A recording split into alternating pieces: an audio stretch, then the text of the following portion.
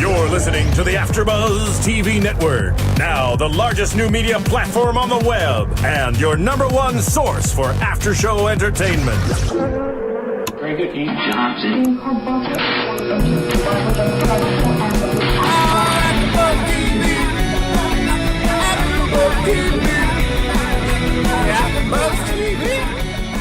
From the AFTERBUZZ Studios in Los Angeles, California, and streaming live on Ustream, this is AFTERBUZZ TV for Saturday Night Live. We'll break down tonight's episode and get you all the latest SNL news and gossip.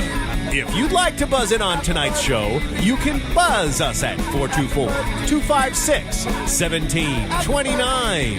That's 424-256-1729. And now, picking up where the show leaves off, and the buzz continues, it's AFTERBUZZ TV for Saturday Night Live. Live from L.A., this is Friday night. Yes, yes, yes. Our first ever SNL Saturday Night Live show here on AFTERBUZZ TV. I am your host, Mario Hernandez, and with me is my co-host... Graham, hi.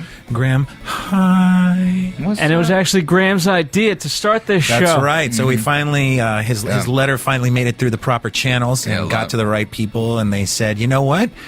This Saturday Night Live show might be around for a while. Let's do an AFTERBUZZ. Yeah, it's still struggling, you know. I mean, it's still trying to find a base, trying to find its niche. I mean, it's sketch comedy, which is, you know, kind of a hard sell. Yeah. It's new. It's, yeah, you know, and they really stacked the deck with this particular episode because it was hosted by Jason Segal, who's the wonderful comedian who's on television and now the movies. Yeah, he's a do-it-all man. He's everywhere, and he even brought along his co-stars, the Muppets, which we'll be talking about a bit in the show. Musical guest for this show was Florence and the Machine. Very charming performance. Yes, who just came out, I believe, with a new album. So lots of chances for you to get out and see these people and see what they do in the real world. But here on Saturday Night Live, they perform sketches for our amusement. Yeah, they wear mustaches and crazy wigs and portray oversized dead wrestlers. And yeah, I mean, it's quite a gig. I'm not going to lie. That's a pretty good gig to have. Yeah. Let me looks like they all have a good time, you know. Yeah, they definitely had a good rapport. Let's begin before we jump into the show. Let me ask you this, because it is the #1 thing. I almost feel like people talk less about SNL episodes than they do about SNL the institution. So let me first throw this out to Graham and our wonderful producer Phil, who's in the booth. I know what I think, obviously, but is SNL still relevant, and why? Is it relevant? Is it? What do you guys think? Well, I mean, it seems like it's always a question with SNL. Like, is it hip? Is it dead? Is it alive? Is it going?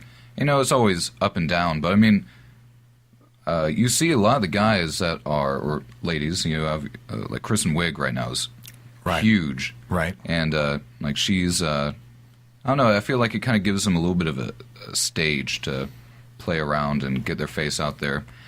I mean, it's not in one of its, I don't think it's like in a golden age right now. Right. But I think SNL, you know, always kind of drifts in and out of, you know, cool or hip or relevant. The pop culture, of the zeitgeist of the time. Yes. Exactly, the zeitgeist. So, what about you, Phil? What do you think? Is SNL still relevant, and why? Well, there's no business like snow business, huh? Oh, there we go. Thank you, Kermit. That's an old showbiz joke, you know. There you go. There's Kermit. That's from the mouth of Jim Henson himself as Kermit the Frog. I think that speaks volumes. Better way to say it. And plus, I think Phil has like a mouthful of oatmeal or something. That's why he didn't say anything. That's what that smell is. So that sounds kind of interesting. Doesn't it, Kermit? Thank you very much. Yeah. It's funny. I actually, one of my former students, I used to be a teacher. She recently asked me, "Are you still doing Kermit the Frog?" So maybe I'll bust out my Kermit impression by the end of the show. You've got to now. I may have. Stay with us, folks. Things could break any minute now, but right now, Back to our regular program. Thank you, Kermit. All right, that was Kermit the Frog live in the middle of a windstorm that happened about 2 days ago here in L.A. We are, of course, on West Coast tape delay. No, I think you hit the nail on the head. You know, for people that live in New York City, SNL is still an institution, not just, of course, for the people performing in it, not just for the actors, the writers, the technicians, certainly, but as almost as this kind of shining beacon on the hill. It is still the first, and now that Mad TV is gone, the only real sketch comedy that's performed live. So it's kind of this thing that we all strive for. I know it's very hip and fashionable to poo-poo it and be like, oh, it's not as funny as back in the day. Haters gonna hate. Yeah, but you know what? That's what they used to say, even like in the Mike Myers era, which a lot of people claim is still like the last golden era or whatever, which was before the Will Ferrell era.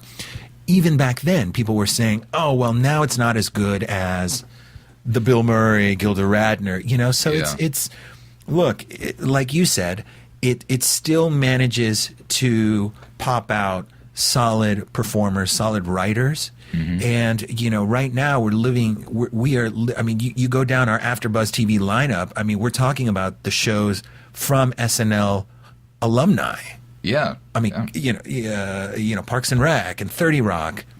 This is where they cut their teeth. And, of course, they cut their teeth also in improv and sketch comedy from all over the country. But when we're talking about television, that portal to the next thing, it's SNL. And actually right now, it's funny you bring up Kristen Wiig because for the longest time, SNL was known for churning out crap movies. Yes. For sketches that were expanded into full-length features that fell flat on their faces. And Kristen Wiig has kind of done the smart thing by not bringing out her characters as movies. Instead, she has taken her notoriety and her abilities and transferred them into the movies, which we now see Bridesmaids, and now I forget what other movie she's shooting next. But they're using it more as a launching pad, and it's live television, which doesn't exist anymore, which used to be how television was done in its entirety. So anytime I hear a hater hate, I say, like, look, I mean, you try to do it. You try to do live television, in front, for the second time that day and rehearsing it all week and being handed a script, earlier that day or the night before and saying, let's do this and then being put in front of millions of people, and see how you do. Yeah. It's a tightrope. It's not, I mean, I think no matter what, people are going to hate, either way. But, I mean, like, we have, like Kristen Wiig, we have, like, Bill Hader. Yeah. And, like, Jason, how do you say his name? Sudeikis, yeah. Like, these guys are, like, really starting to pop up and really kind of find their own place and like, Andy Samberg. And have their own followings and have their own, like, there are people there are girls that I know are that swoon over Jason Sudeikis. And so these guys, they have their own cults. They have their own built-in, because young people, they don't, you may watch Bill Murray on DVD or online or whatever. It doesn't resonate with you as much because these are the guys that you're growing up with now. These are the guys that you're watching. These are the writers of today. So it's a different thing. It's all relative. Yeah. Well, I think the thing that most people don't hate on, it seems like, maybe I'm overstepping, but like the digital shorts have been like, seems like the more popular item. Like nobody has a problem. Like you will see it pop up on the internet or something like that. And I think that's probably been like the main foundation. Like people always say like, oh, I didn't like that episode, but I loved, the digital shorts, or I loved, even though I think there has been a little bit of a backlash online with a lot of like the Lonely Island stuff. They just came out with another album earlier this year, but I think those guys are hysterical. Yeah. And frankly, and now we're going to move into the actual show. Frankly, the digital shorts, I think, are closer to the spirit of what SNL was originally, because right now SNL is an institution. It's this programming that's been around forever, and we know it by heart. It's cold open, monologue, sketches, Weekend Update, first musical performance, more sketches, second musical performance. But people don't realize that, back then SNL was, George Carlin would come out and do 8 minutes, and they would make fun of the president, and they would do impressions of the president, of Gerald Ford, that actually had nothing to do with Gerald Ford. So he would just say, "Hello, I'm Gerald Ford," and then he'd fall down the stairs. Yeah. So it wasn't commentary necessarily. It was just everything it was just goes. anarchy. Yeah. It was anarchy. And one of the things that I loved about this episode, which had me, really laughing hard in some of its moments, is that they captured a lot of that. What the hell? Spirit? They didn't, some of the sketches didn't have a point. Some of them didn't make sense. We had the Muppets show up, which, again, I know they're there shilling a movie. They've got a movie that's coming out. Oh, here we go. You now to Kermit the Frog with another fast-breaking news Oh, yes, story. come in, Kermit. Go ahead. What have you got for us? Oh, hi-ho, Kermit the Frog of Sesame Street News. Kermit. Oh, no. We may have that was lost it. him. I think we've lost Kermit. Wow. Uh-oh. Someone needs to check on him, make sure. Yeah, someone needs to tell him he's now working for AFTERBUZZ too, because he's saying he's working for the wrong team. We pay better than the Children's Television Workshop. Yeah, so we have the Muppets, and this is closer kind of to the crazy anything goes feeling that was the original shows. The Muppets actually showed up 3 times. Right, to my recollection. Yeah, that sounds about right. In the opening monologue, or the opening, opening monologue, where they did a little song, and got Weekend Update and Update, and then they popped up at in the final, the band, the cover band or whatever, the local band. Yeah, I was jamming in the thinking, club. If you were in a bar and you saw Gonzo, you'd be like, I need to lay off the sauce. Right. Yeah. That was my thought is how incredibly cool everybody else was with that. Anytime I see stuff like that, I say, look, if I turn around and I see, Scooter and Ralph at the bar, I think it might be time to go home. Yeah. But everyone seemed to be cool with it. So Yeah. maybe that's a common thing in Winnetka, Illinois, or whatever that was, whatever in the Midwest. Massachusetts. I don't know. Massachusetts. Yeah. There we go. Yeah. I knew it was somewhere out there. So the Muppets came out at the top, and they did a little musical number, which was funny. They did this joke. We're like, we're gonna host the show. Yeah, they're kind of commandeering, right. Because that's what everybody wants to see, right? Because they're the superstars. With all due respect to Jason Segal, who's up and coming and hysterical in his own right, but the Muppets, it's actually kind of odd, I guess, with the death of Jim Henson, that they were kind of off the radar for so long. It's interesting. I used to work for a show in New York. It was a Playhouse Disney show. It was called Johnny and the Sprites. That was a bit of kind of live action by John Tartaglia, who was one of the creators of Avenue Q. Oh, okay. Yeah. And so they did a little bit, live action with puppets, and a lot of the people there, a lot of the people still in New York, a lot of the people that are working on Sesame Street now and the Electric Company, they all cut their teeth with Jim Henson. They all worked on, and of course Sesame Street, which is kind of the through line of all of these shows of the Muppets that stayed on through the years. And so it's, there is a cult is not the word. The church of Henson, because he gave a lot of work to a lot of people, and of course, anybody who grew up with the Muppets. There's a lot of love for these guys. Oh, absolutely. I know I grew up with them, and I remember I caught. It's funny because I don't actually know when, I guess, the Muppet Show was on, so I don't know if I was watching live but that's just it. That's the beauty of the Muppets, is they're timeless. Yeah. I guess if you saw if you saw John Denver on there, okay, this is probably the late 70s, but otherwise, I had no idea if I was watching new episodes. They were new to me. I was, 5-6 years old, and it was the best. What's your first Muppet memory? I think Sesame Street would probably be like the one that I took from earlier. I used to really love their Christmas Carol movie. I remember watching that a lot as a kid. Yeah. And I thought it was hilarious. And yeah, of course, I don't watch Sesame Street anymore, but with the new movie that just came out, I was like, you feel a lot of love for these guys. It's like, they're kind of an institution now. We're talking about how SNL is an institution, and they weren't in the vogue, but then you're like, hey, Kermit's a really funny guy. Yeah. He makes me laugh.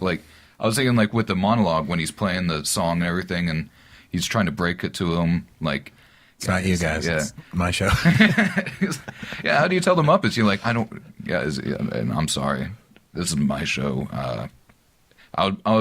Jason Segal's such like a nice guy. I can imagine me like, all right, whatever. Well, that's the joke. That's the funny part is now Jason Segal is being put in this position where he has to literally kick off the Muppets, and it's there could be an uprising because that's sacrilege. Oh yeah, that's when they started getting like upset or not, they were just miffed after. Yeah, they're like, oh yeah. It was like I never thought I would love seeing Muppets get upset so much. Like they're always, fun or exciting, but as soon as they're like, oh yeah, great, thanks a lot, Jason. Yeah, the Muppets have always traditionally, and it's funny because if you follow them and their various incarnations, that is, if you see like their appearances on television, they protect the brand, but they go to the adult side. They've never pretended that they're purely for children. In the way that say Disney has. Disney is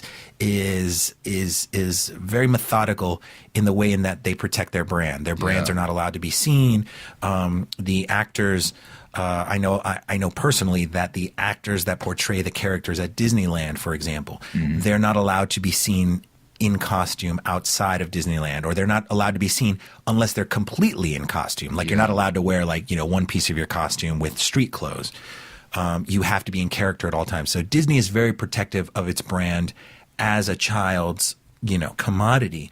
Whereas the Muppets, if you see them when they pop up wherever on the morning news, on SNL, obviously, they are not afraid to, kind of cross the line. Yeah, to be edgy, to be a little kind of adult. And it's funny, actually. I have again, I'm still friends with some of the puppeteers that worked on this show. If anybody out there ever gets a chance to see an amazing show called Stuffed and Unstrung, it is the adult version. It's by Henson Alternative. So once again, Jim Henson always recognized that it's comedy first. It's not necessarily just for kids. It's puppetry, and the magic of puppetry follows us throughout our lives.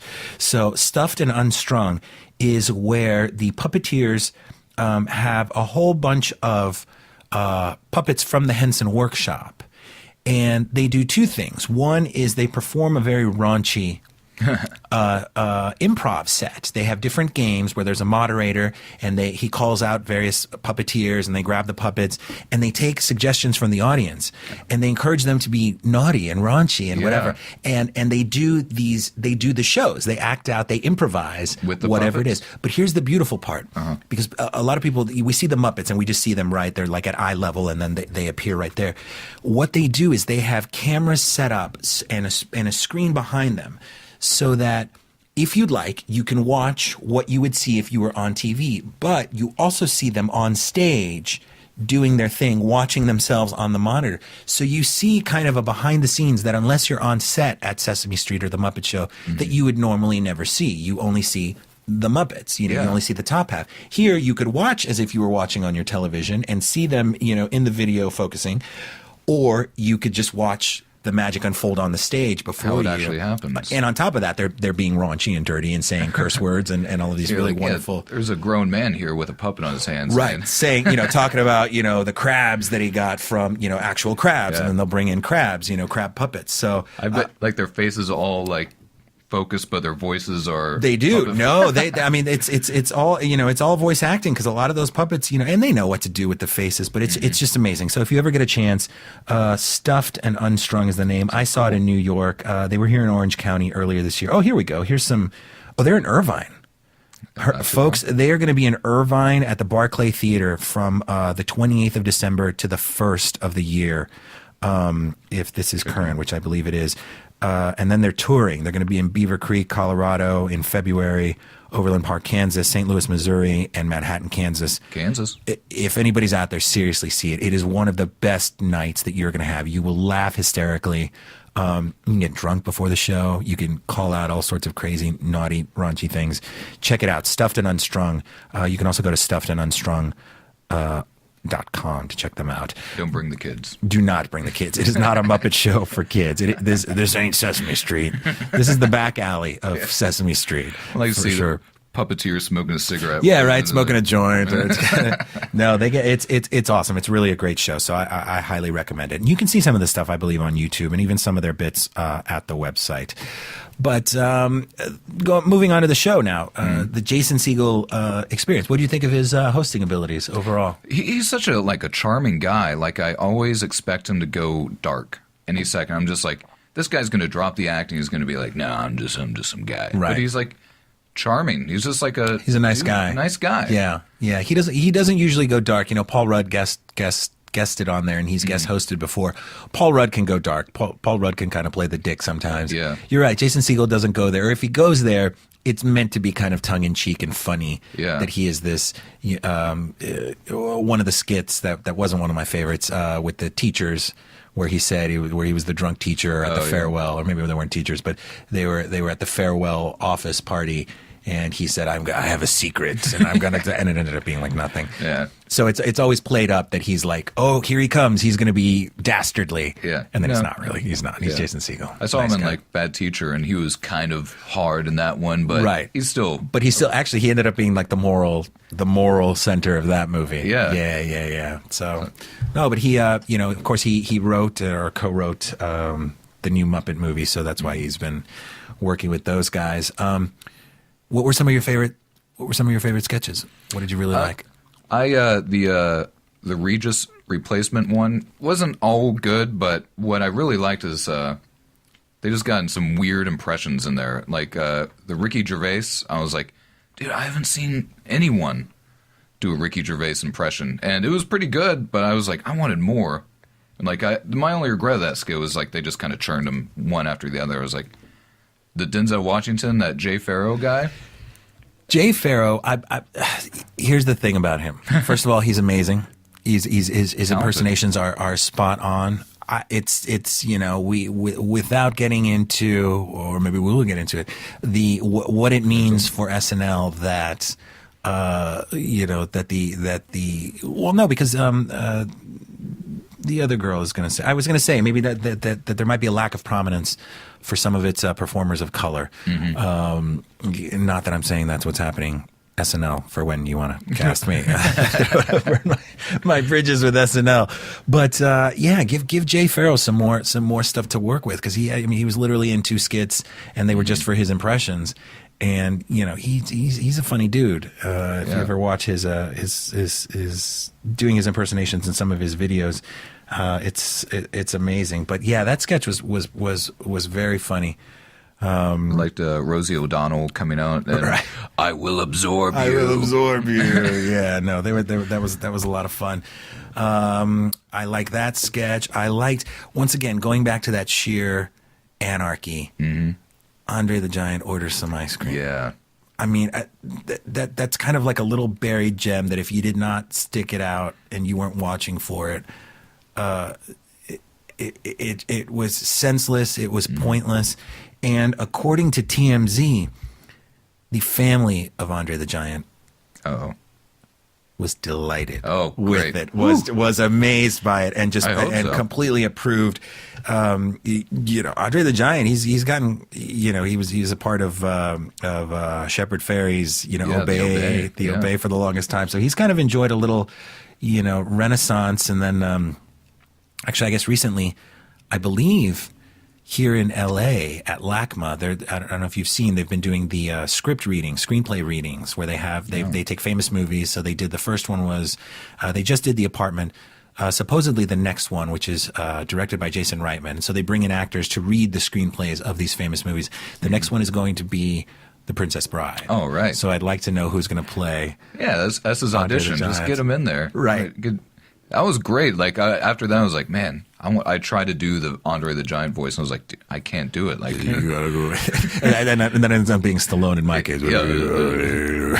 But yeah, I was wondering if they did some forced perspective in that skit, or if they just got small people or whatever. But I was like, this looks Like everybody looks tiny. Did he walk? He might have just been standing on a platform. Maybe that's what it was. Yeah. Just a little bit of trickery in there, Yeah. but I was like, man, this is Which is funny because I've been watching over the Thanksgiving weekend. They had like a Lord of the Rings marathon that they were playing on Encore. Yeah. And so I was watching that, and yeah, it's funny now that I'm not in the theater watching them. You know, you're able to kind of step back, and so like with each shot, I'm like, wait, how'd they do that? It's like, oh, okay, that one's they have their backs turned, so that's clearly a little person, and then this one's a taller person, and then perspective and all these. Yeah, you see the bonus features, and you're like, I know what you're doing. I see. You don't fool me. That is not a real Hobbit, and that was not a real Andre the Giant. That was Jason Segal on a platform. I'm pretty sure. I don't know. It was probably some. Yeah, but that's the thing. I was doing the Lord of the Rings thing. Like, how did they do this? How did they? What kind of lens did they use?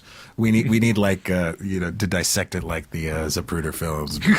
Like we see him clearly stepping up, not stepping on. Well, so maybe I will put out that I did enjoy that. For some reason, Andre the Giant has like a sense of humor, but he knows it's terrible. Like he just like makes jokes, but he's like, I don't know. I don't.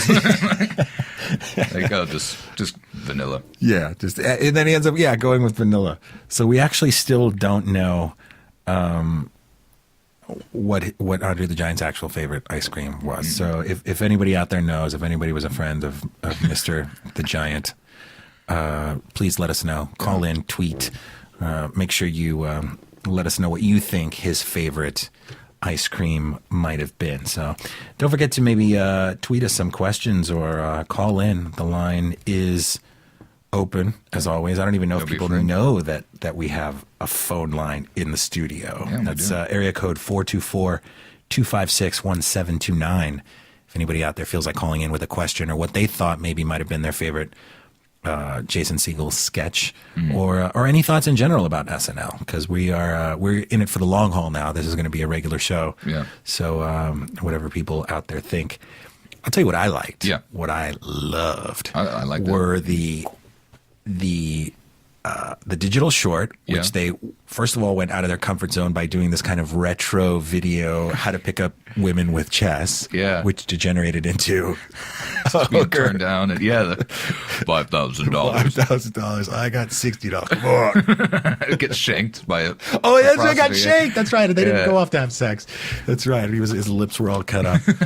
Brilliant. I was like, is he trying to go for like this Carl Sagan look? Like he looked like he Carl had the turtleneck with the part and the. Give me the Garrison Keillor eyebrows and give me the Carl Sagan wardrobe. Let's shoot this thing. Yeah, it was. I recently saw a film which I highly recommend to people if you're into weird. Kind of horror, psychedelic. It's going to be a big midnight movie. I saw it at the AFI Fest recently. It's called Beyond the Black Rainbow. Ooh. And it's this total psychedelic head trip that's, Stanley Kubrick style midnight movie. I mean, like pulsating lights.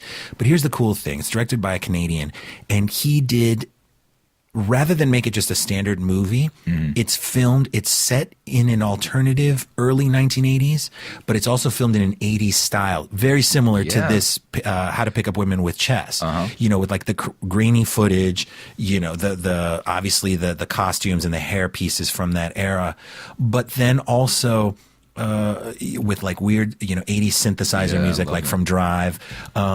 It was just shot in this very weird 80s, and it looked like even like it had like platter scratches, with like the lines and the dots that just make it look like that. It made it seem like it wasn't a movie you were seeing in the theater, but rather an old VHS tape. Yeah. That somebody was like, "Hey man, you got to see this," and it's this like kind of cult. Yeah. That it was a bootleg, exactly, a bootleg VHS, and it's filmed in this style that when I saw How to Pick Up Women with Chess, they did that very similar thing. So I'm predicting that we're going to start to see a lot more of that, because now the technology has allowed us.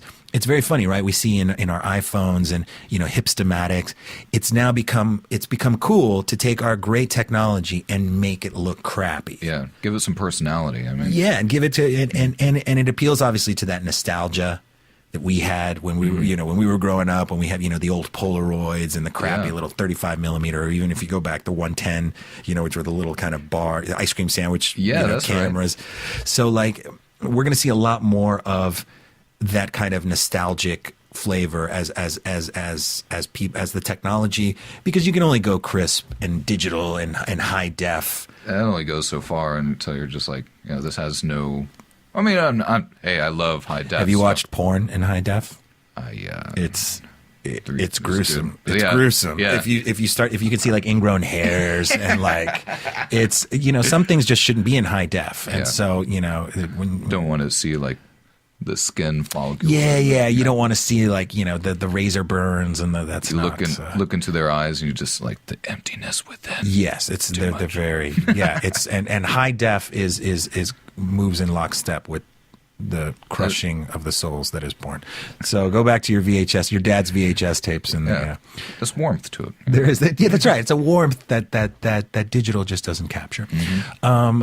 I also liked the commercial at the top of the show for Red Flag. I was taking notes because at first I was like, when he was like, "I'm a dancer," and I was like, okay. Like, no, red flag. Red flag. It's like, okay, these are good red flags. Because, like, I'm just now getting to the place where I was like, yeah, these are not good things. Right. When you were younger, that might have been like the more exotic. Be like, oh, you're a dancer. Oh, your boyfriend's a club promoter. Like, okay, cool. Like, you can probably get us into places. You can, and it's like, no, that means 11 years in Vegas. Well, okay. Red flag. I don't know if Phil. I don't know if you could dig up Red Flag for us, but that was it's a quick 1 minute commercial, and it once again that kind of crazy spirit of the anti-commercial, and then we had actually that really wonderful commercial with Jason Segal for the me time. Yeah, man. I was like, I wish I didn't. I don't know if I could say this. I mean, I don't know. I could say it. This is the internet. You can say it. Now I know what Jason Segal looks like when he's masturbating. Right. And I was like, which. I could live with it. SNL is the gift that keeps on giving. I mean, you tune in, you think you know what you're in for. Mm-hmm. You get Muppets and you get masturbation. Yeah, just within a half hour. Within a half hour. No, you normally have to travel many hours to get that, or various channels. And here it was in one place. If you're watching it online on Hulu, it's one click away. You can jump back and forth between the Muppets and masturbation. If that's your thing, if that's what you're into. I liked how his wife was like clueless, and he never went too dark with it, but he was always like just a little bit. Once again, his niceness coming out, and it's like it's not gross, it's not skeevy. Mm-hmm. It's just like. By the way, guys, so you guys want a Red Flag? I do have Red Flag, but before we get to there, why don't we take a caller, and that'll give me the time to prep. So 206 area code, you are on the line. Hello. What's up? Oh, hello. Is Fancy Tracy there? I'm sorry? Is this the 90210 after show? No, it's not. This is the SNL after show. But maybe we can answer your 90210. Yeah. You're thinking. All right, then. What do you think? We only do letters here. We don't do numbers. I'm sorry. What's your question? What do you think of the current state of the season of SNL? Well, no, more importantly, what do you think of the current season or state of SNL? Yeah. I think they'll never have the fire of the 1994 season, but 94. They try. That's very specific. Why 94? 94 had it all. I mean, they had good actors. They had originality. These newer seasons just seem a little juvenile to me. Oh, That's okay. all. Well, let me ask you this, though. When was the last time you watched it? When you actually sat down and watched SNL? Be truthful. The last SNL, to be truthful, is I Drink Your Milkshake. I Drink Your Milkshake? That was... And that was a little while ago. That was a couple of years ago. Drink Your Milkshake. Yeah, that's when they did the There Will Be Blood. I forget who was the host. Well, all I can say is, we're starting this off. You actually called during our first ever SNL AfterBuzz show. So you're the first call-in. You're the first call-in. So you just made history, even though you were looking for 90210. Do I win a prize? Maybe, yeah. The prize is your name goes into the history books, and that is something that you will be able to tell your children. But you don't know my... Okay, I guess. So now let me ask you. but, Let me ask you something. You said that you find the current SNL juvenile, and yet you were calling me to talk about 90210. Oh, how is? I'm sorry. No. Don't that's apologize. fair. Don't. But I just what makes 90210 the more sophisticated antidote to SNL? I personally am a bigger My friend is fan. on the 90210 Actor Show. I was just trying to reach her, actually. I could give a damn about 90210. You're Fair enough, yeah. You're trying to find your friend that owes you money. Is that what No, happened?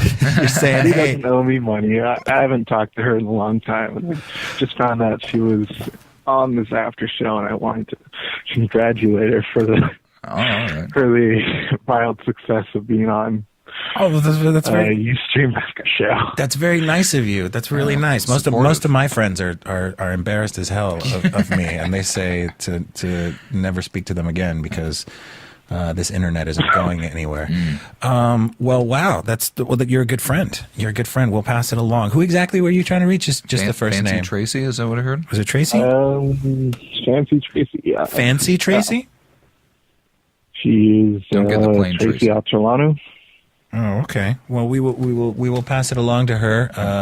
I don't know when the 90210 AfterBuzz show is, but we'll definitely pass along the word. And seriously, give SNL a shot. Are they on hiatus through the end of the year? I don't know when the next live show is, but we the one with Jason Segal. If you go on Hulu, there were a couple of really good skits. On the Jason Segal, which was the last new episode, including this upcoming commercial that we're about to broadcast about Red Flag perfume. So check it out. So I hope if you're watching online or if you want to keep on listening, check it out. Have you heard of Adam Ray? By entering the room. What? She could change your night with a single. Okay, we've got a couple. Yeah. Okay, so this is your guys' What she does. first this ever show. It is. Yeah. Okay, so we got a couple of things going on for. It's all going down. This is not the actual So I guess one, someone but this is someone Made their chopped own? it up. Yeah, someone made their own Red Flag. That's actually, I mean, that's the audio from Red Flag, but that's not the video. I see. NBC is a little scary when it comes to that kind of stuff. They seem like it's either on Hulu or nothing. Or else. nothing at all. We will jam up the signals. Yeah, this is our first ever SNL show, and we are going to definitely get the word out to at least to the 90210 fans. Yeah. I'll let you know. I was a 90210 fan in 1994. That's just it. Yeah. If we're talking about the 94 season, the 94 season of 90210, That's where it's at. that was where I think really coalesced. Yeah, it was Dylan's dad got blown up and Got blown to smithereens, Yeah. which was really a shame for that actor because that was it for him. he's done. He's now working at a diner in the valley somewhere. He was my waiter. He's our PA now here in the studio. So we're going to get that guy to bring us some more coffee in a moment. And maybe, here we go. This is it on Hulu. Here we go, folks. She can stop every conversation just by entering the room. She can change your night with a single look. And if you ask her what she does, she'll tell you, I'm a dancer.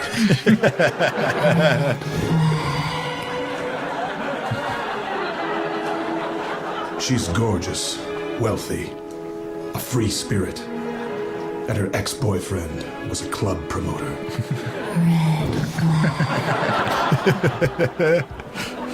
She knows exactly where to go, exactly what to do.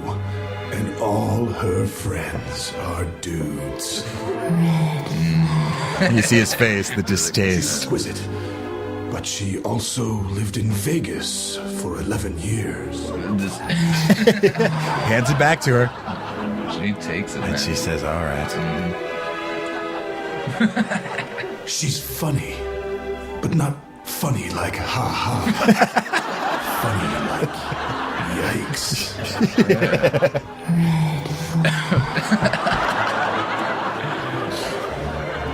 And her pinky nail is way. Ayo, major red flag. Party! Red Flag perfume by Chanel. The only perfume that warns men. I'm crazy. And then she dances off into the sunset. Brilliant. Oh man, it's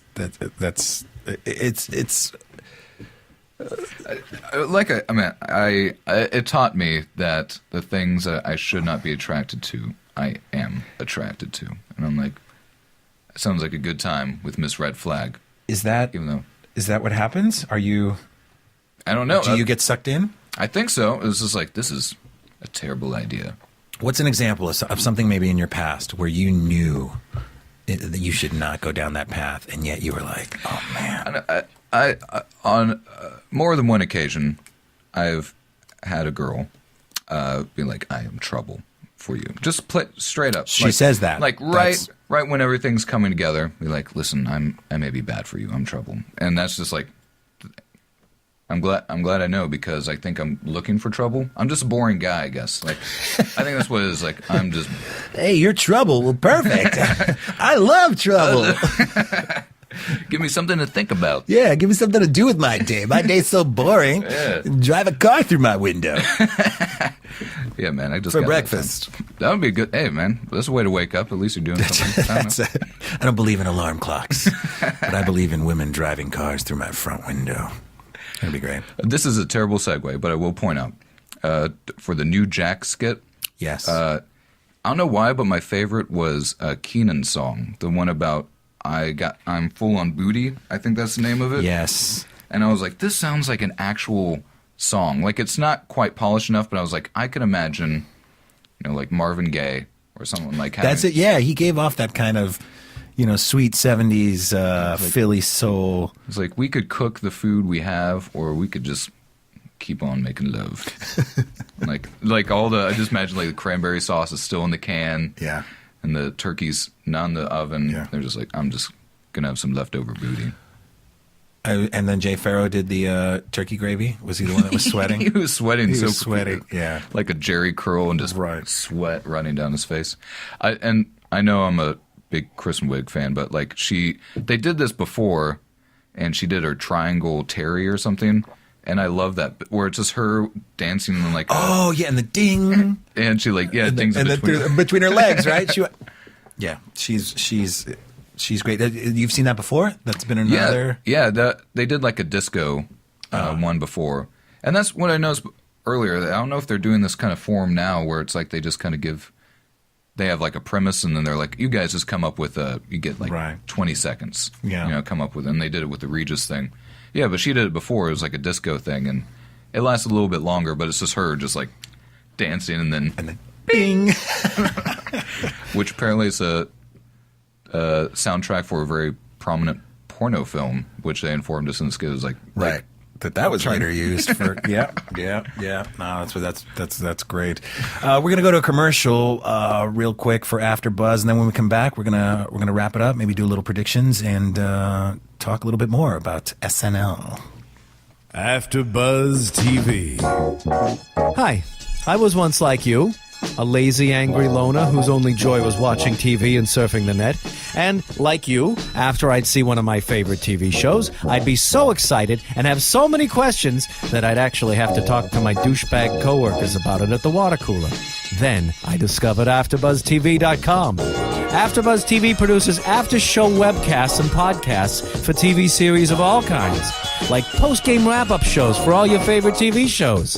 AfterBuzz TV hosts are industry insiders who break down episodes of shows, take calls from fans, and interview cast and crew from each series, with over 60 different after shows, from Boardwalk Empire to American Idol to Vampire Diaries to Real Housewives, and more. Now, after a night of TV, I can ignore my stupid coworkers, who I hate, and go straight to my desk and watch or listen to all my favorite AfterBuzz TV after shows, and have all the TV fan interaction I need. Thank you, AfterBuzz TV. AfterBuzz TV. What do you want to buzz about? And let us know what you want to buzz about here at AfterBuzz, the SNL, the inaugural SNL show here on AfterBuzz. That was a sexy ad towards the end. It just got really sexy. It got really deep. The Frog. Oh, here we go. Kermit, is that you? Yeah, this is Kermit the Frog. Are you back with us, Kermit? Can you hear us? Merry Christmas. Thank you. Thank you, Kermit. Thank you, Kermit. That was sweet. Now, do you think you can remember next time? Yeah, we'll remember to loop you in on the conversation there. Sorry about that, Kermit. Wow. You know, you do have to do your impression sometime. I mean, we are maybe when I do my plugs, I'll have Kermit plug my upcoming gigs. I'm trying to look. I'm trying to see here when our the SNL schedule is coming up here. But and nothing is forthcoming. Maybe on the NBC. Oh, here we go. No, that's no. I don't know about the SNL schedule, but I do have something that will please everyone. It is December 9th. We are launching our new website, and that will help keep track of everyone's TV schedule because we'll kind of keep it up to date, and it'll be much more. Right now, our website we're not fully proud of it. It doesn't give off all the information we want, so we've redesigned it. We're making it a lot more simpler. And so December 9th, look forward to the newly redesigned website with better scheduling. Early Christmas present. Will it be in HD?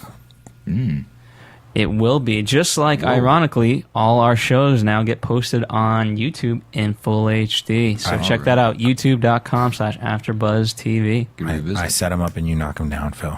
That is why they pay us the big bucks. Stay with us, folks. Things could break any minute now, but right now, back to our regular program. All right, thank you, Kermit. We are going to continue here. It's been. What can you say about Kermit? Okay, here we go. I've got something for you. Oh, of course. I actually read about this. Tomorrow, I should say, Saturday, December 3rd, SNL. Spoiler alert! Here we go. Spoiler alert. Spoiler alert! Not actually. Spoiler alert!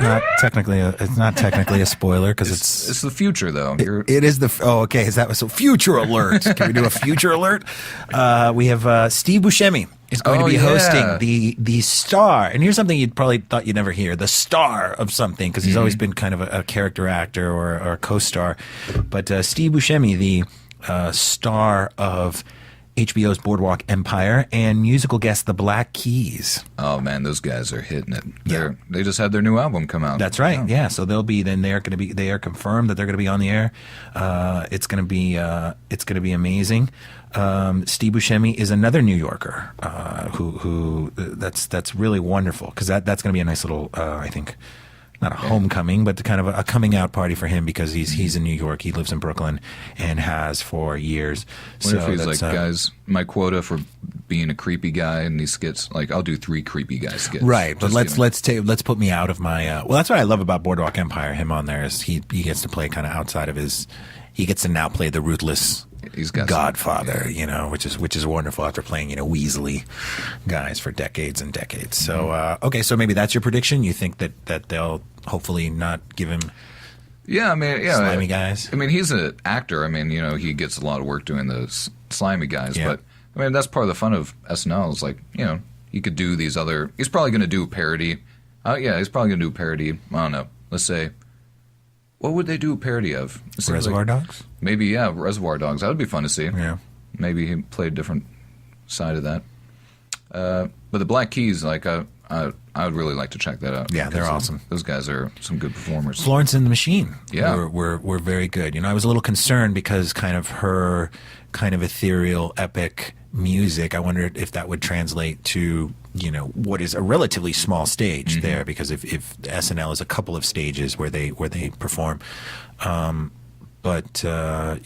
she did amazing. She was great. They had like a choir in there, and they had a harp, and like a 4 or 5 piece like string section. Like they're all crammed together, but it was like CD quality. It's really sounded good. Yeah, like I don't know, they're actual performers. They're not just going up there and kind of messing around like they're lip syncing or kind of faking it. No, they were really good. We were really really pleased. So, folks, don't give up on SNL. It's just not in the cards. They're going to be around for a while. I am Mario Hernandez. Follow me at Cinemario, Cinemario. I am performing at the IO Loft with my improv group Conrad this Sunday night at 10:30. That's in the Loft. Graham, would you like to plug anything? Yeah, well, I mean, I got one of those Twitter things at Graham High, and I don't have much on it, but I do have a website if you want to see some of my videos or whatever. IamGrahamHigh.com. Wonderful. Check it out, folks. And we will be back next week to discuss the next episode of SNL starring Steve Buscemi and the Black Keys. Check it out and then write into us, Twitter us, call us. We want to make you a part of the discussion. We want to hear what you're thinking because we don't want to hear us talking the entire time. We know what we sound like, but we want to hear what you guys are thinking out there. So please get in touch with us. Pick up the phone. Pick up the phone. And check out our new website starting next week. We'll give it another plug next Friday. But big things happening here at AfterBuzz TV, and we want you to be a part of it because without you, we are not much. Yeah. We're just crazy guys talking. We are pirates without a pirate ship. We are pirates without a pirate ship, and we need you to land us somehow. Get some booty. That metaphor got away from me. Yeah. All right, so we will be back. Thank you so much. Phil in the booth, thank you. Thank you, Phil. From producers Kevin Undergaro and Phil Svitek, engineer DJ Jesse Janity, and the entire AfterBuzz TV staff, we would like to thank you for listening to the AfterBuzz TV network. If you have questions or comments, be sure to buzz us at info@AfterBuzzTV.com. And you can find us on Facebook or follow us on Twitter by searching for AfterBuzz TV. Buzz you later.